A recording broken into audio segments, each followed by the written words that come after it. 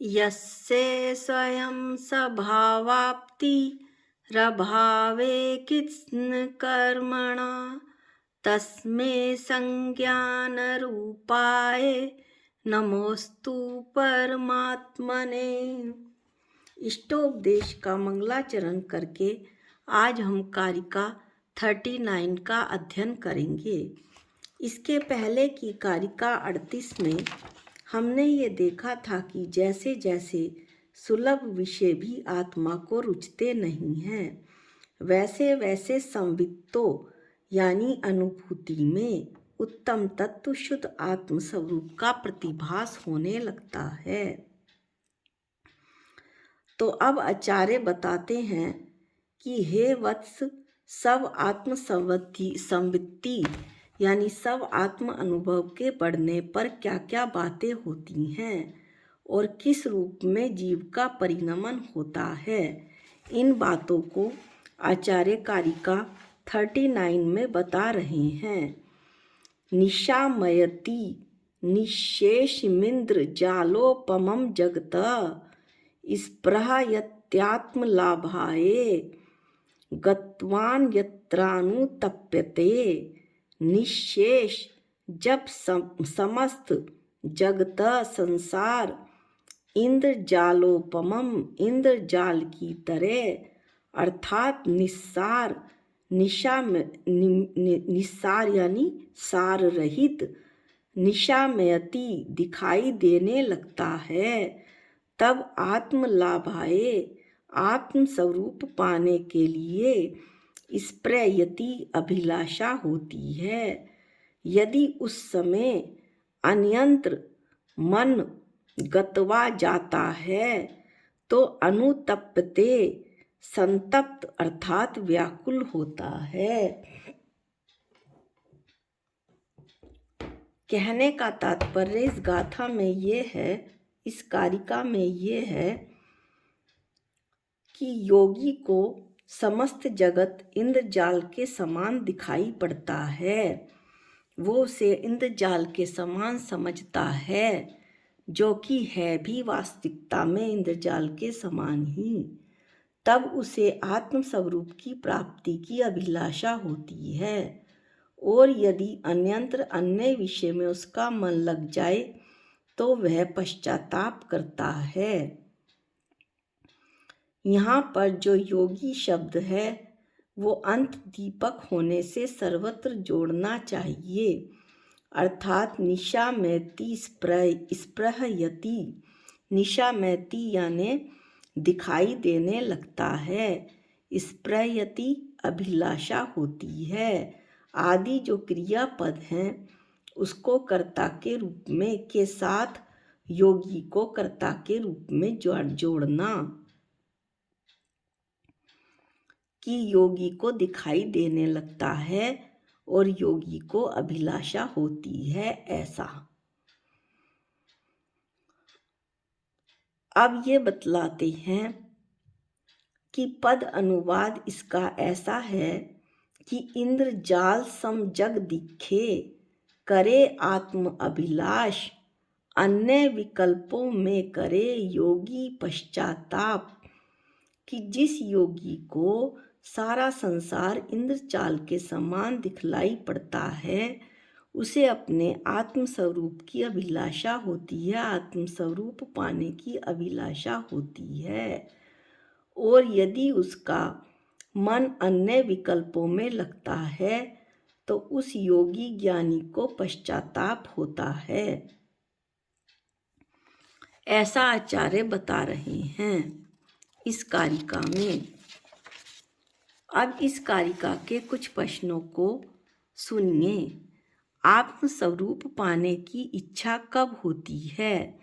जब अनुभूति में उत्तम तत्व जैसे जैसे आता जाता है, वैसे वैसे विषय भोग स्वतः छूटने लगते हैं और यह संसार इंद्रजाल की तरह सार रहित दिखाई देने लगता है, तब आत्म स्वरूप पाने की अभिलाषा होती है। इंद्रजाल का अर्थ क्या है? इंद्रजाल के समान इंद्रजालोपमम, जो ये जगत है वो इंद्रजालोपमम, इंद्रजाल के समान है। इसका अर्थ क्या है? इंद्रजाल का अर्थ है जो कि सच्चा नहीं है, वास्तविक नहीं है। जैसे जादूगर अपनी हाथ की सफाई से जादू करता है, किंतु वह जादू वास्तविक नहीं होता।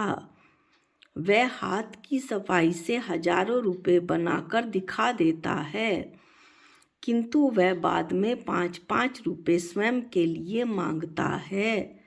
यदि इस तरह वो हजारों रुपए वास्तविक रूप में होते तो वो घर बैठे हजारों रुपए बना लेता, 5-5 रुपए क्यों मांगता?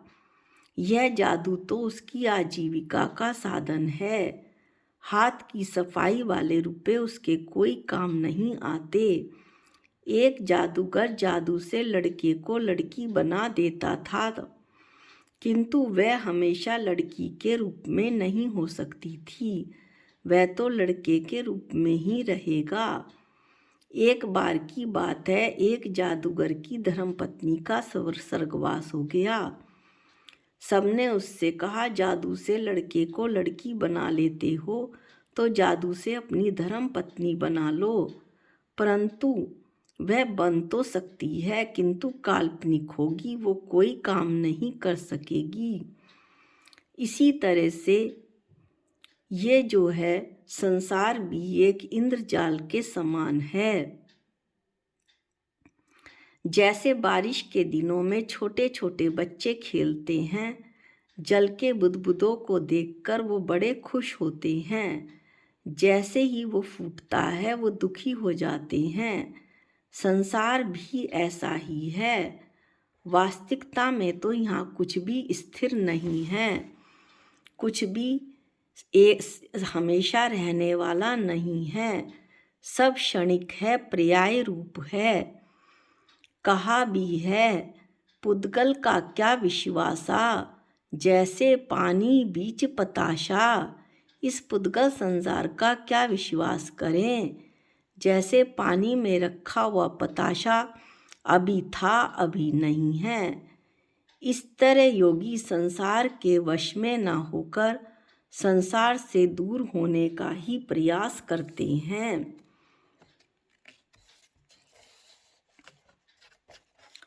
राजस्थान में मृगमरीचिका बनती है, यानी कि जब राजस्थान में रेत पर सूर्य की किरणें पड़ती हैं तो पानी का आभास होता है, उसे मृगमरीचिका कहते हैं। दूर से देखने पर वो पानी के समान दिखलाई पड़ता है। हिरन यानी मृग उसे जल मानकर उसे जल को प्राप्त करने के लिए दौड़ता जाता है, परंतु उसे जल की प्राप्ति नहीं होती।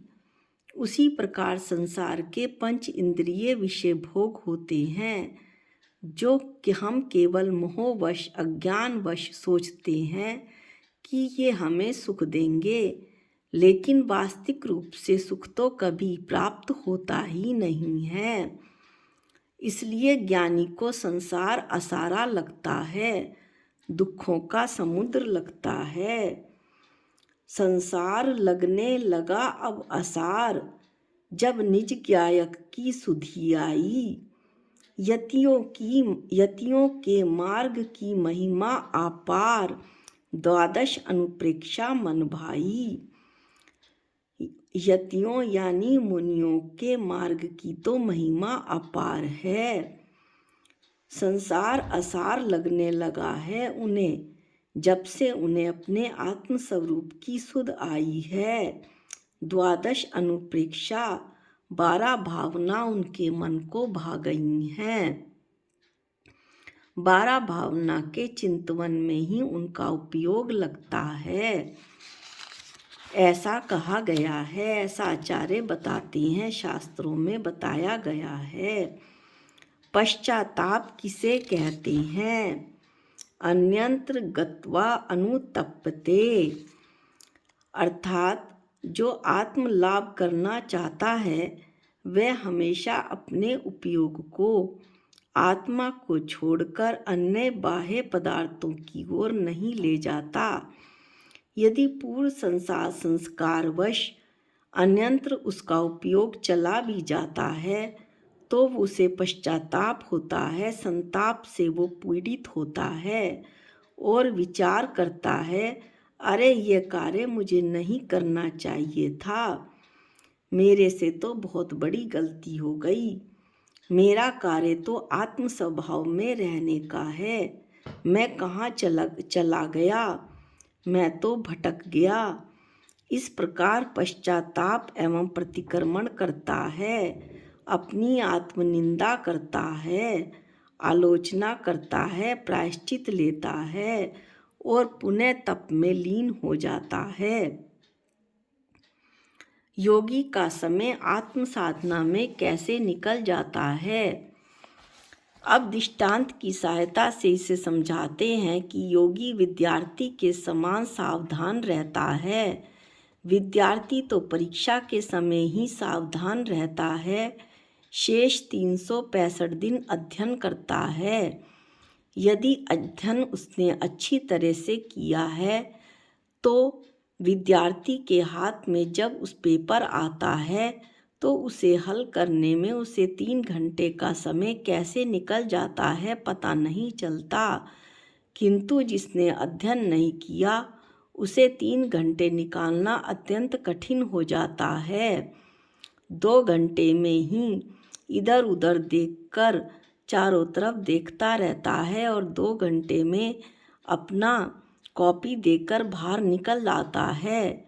इस प्रकार योगी जब दृष्टांत अब दाष्टान्त में बता रहे हैं कि उसी प्रकार योगी जब इस संसार को विषय कषायों से भरा हुआ इंद्रजाल रूप देख लेता है और ये सारहीन है, ये समझ लेता है, ये परिवर्तनशील है, क्षणिक है, कभी भी हमेशा रहने वाला नहीं है, अपने आत्म तत्व से भिन्न समझ लेता है, मेरी आत्मा अनादि अनंत है, नित्य है, सदा रहने वाली है, तो उसकी आत्म साधना में योगी का समय कब निकल जाता है उसे ज्ञान भी नहीं हो पाता। इस तरह से जो योगी अध्ययनशील विद्यार्थी के समान समय का सदुपयोग करते हैं और अपने आत्म स्वरूप में लीन रहते हैं, वे हमेशा सफल होते हैं। जिसकी जिसमें रुचि होती है वह उसमें किस तरह लीन हो जाता है, उदाहरण देकर बताना है। एक दार्शनिक का विवाह हुआ, उसने दूसरे ही दिन से ग्रंथ की रचना प्रारंभ कर दी। उसको ध्यान ही नहीं रहा कि मेरा विवाह हो चुका है। पत्नी समझदार थी, उसने देखा ये तो कार्य में मग्न है, अतः वह समय पर भोजन दे जाती, रात्रि में दीपक जला देती। 12 वर्ष तक लेखन कार्य चला, लेखन समाप्त हुआ, तब पत्नी दीपक जलाने आई तो वह दार्शनिक कहता है, मैंने आपको कहीं देखा है। तो वह स्त्री कहती है, मैं आपकी पत्नी हूँ। दार्शनिक ने कहा, धन्य हैं, आप धन्य हैं जिन्होंने मेरे लेखन कार्य में इतना सहयोग किया। सही साधना तो आपकी है जो मुझे सहयोग देती रहीं। इसी तरह का एक और दृष्टांत है कि गोमटेश बाहुबली प्रतिमा का निर्माण जिस शिल्पकार अरिष्टनेमी ने किया था, वो मूर्ति निर्माण का कार्य जब संपन्न हुआ तो माँ ने भोजन परोसा। शिल्पकार कहता है, माँ भोजन में नमक नहीं है। माँ ने कहा, बेटा लगता है तेरी मूर्ति निर्माण का कार्य पूरा हो गया। वह कैसे माँ, आपको यह बात कैसे पता चली? बेटे, मैंने 1 वर्ष से भोजन में नमक डाला ही नहीं। तुम्हारी रुचि मूर्ति निर्माण में थी, इससे तुम्हारा ध्यान नमक पर गया ही नहीं।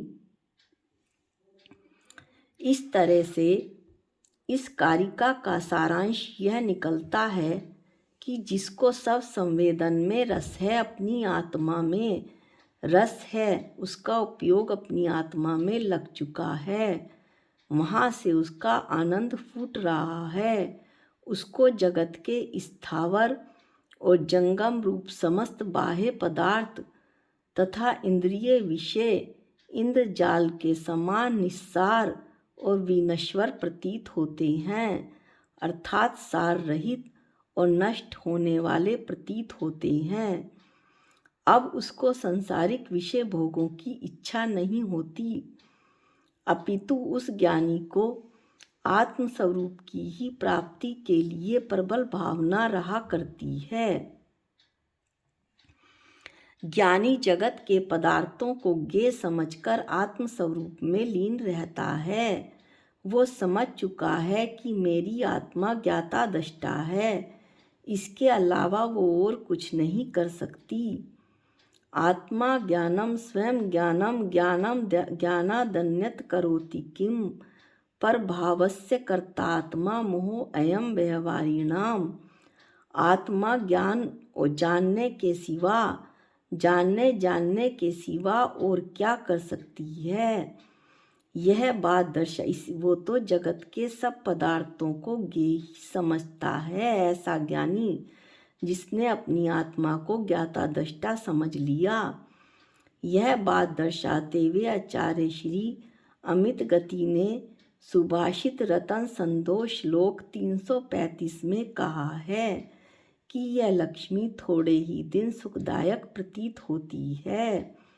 तरुण स्त्रियां युवावस्था में ही मन को आनंदित करती हैं।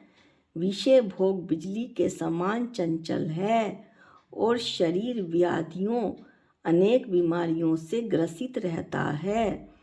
ऐसा विचार कर गुणवान ज्ञानी पुरुष अपने आत्म स्वरूप में हमेशा लीन रहते हैं। इस तरह से आज की कारिका का हमने भली प्रकार से सार किया, अध्ययन किया और अगली कारिका 40 का अध्ययन हम अगले वीडियो में करेंगे। जावाणी के ज्ञान से सूझे लोकालोक, जो वाणी मस्तक नमो सदा दे तुहूँ धोख। हे जिनवाणी भारती तो है जपूं दिन रैन, जो तेरी शरणागते वो पावे सुख चैन। सबको जय जिनेंद्र।